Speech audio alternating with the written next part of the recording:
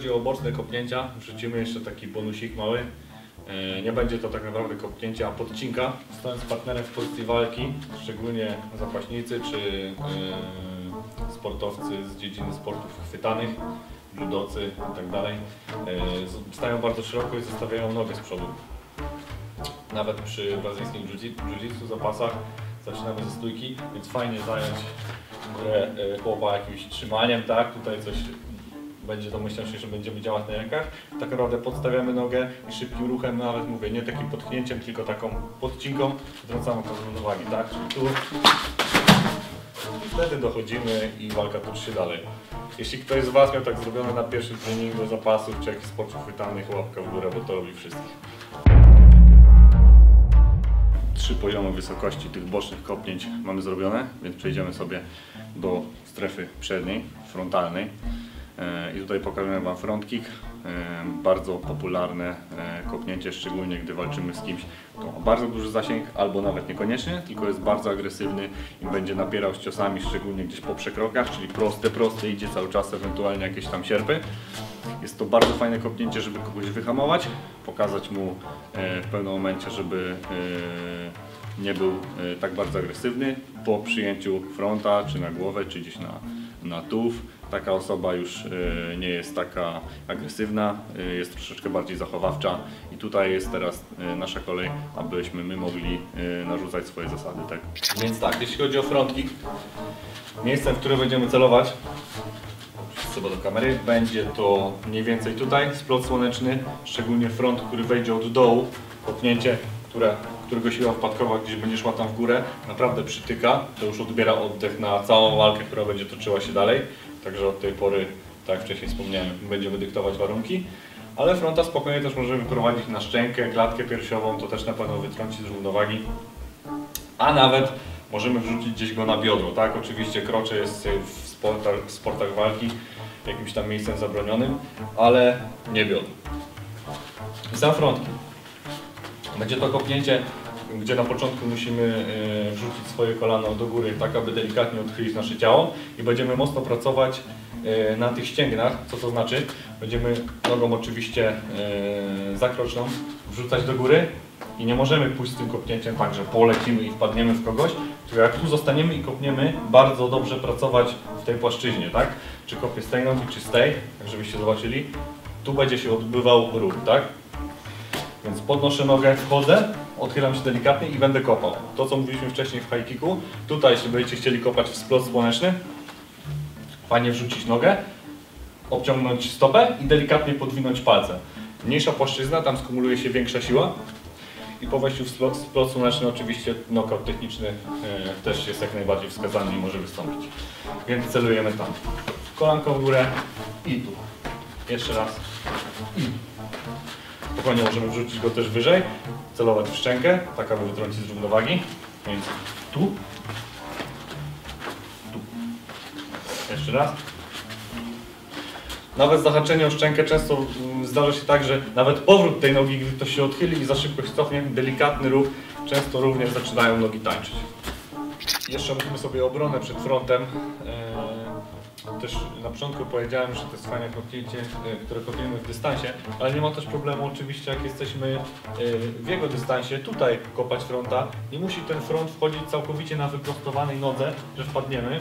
Możemy być blisko i nawet podjąć się i tutaj, takim uderzeniem gdzieś krótkim, pak, i to też już go zmiękczy, nie? Więc nie musi być to wcale uderzenie, gdzie jesteśmy poza czyimś dystansem, ale jeśli chodzi już o same obrony przed frontem. Pierwsza, wiadomo, gdzieś powiedzmy taka kickbokserska, prowadzimy walkę i idzie front, będziemy się zasłaniać gdzieś podwójną gardą, z nogami, tak, tutaj domykając, dawaj,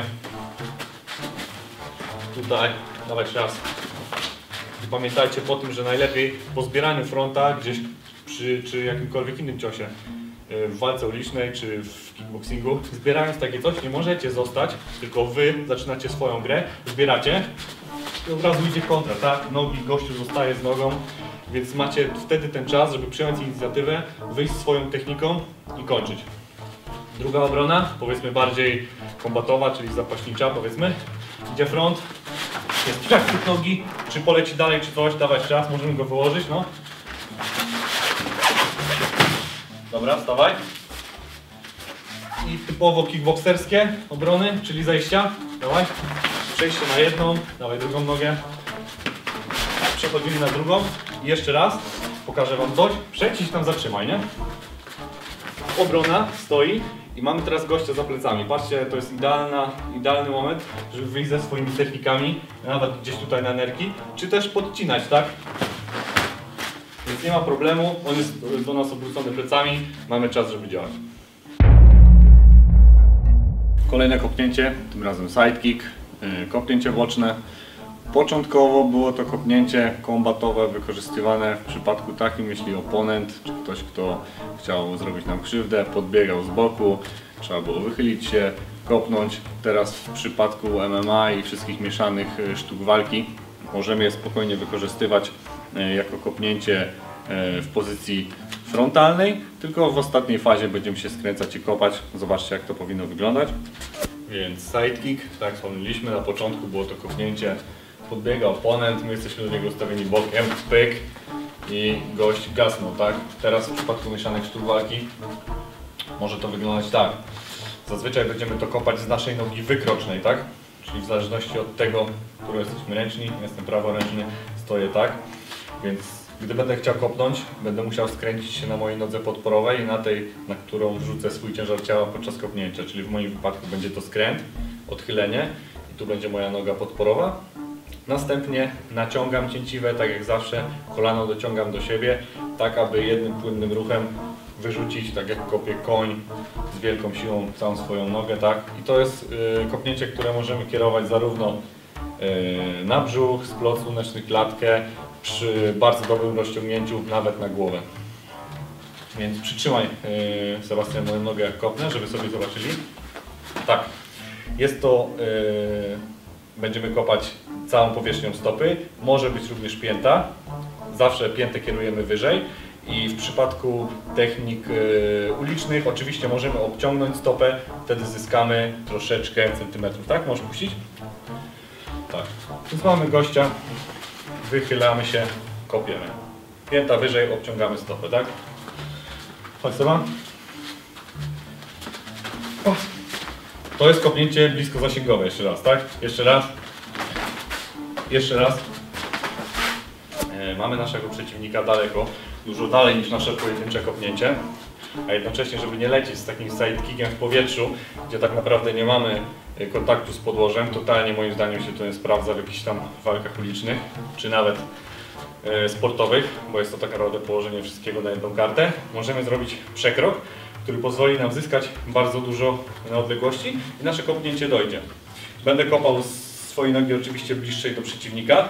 Nogą podporową mogę zrobić przekrok, kopnąć lub zrobić nawet taki przeskok, czyli skoczyć mniej więcej w połowie naszej odległości, od razu tu i stąd pójdzie kopnięcie, tak? Zobaczcie sobie, jak to powinno wyglądać szybko.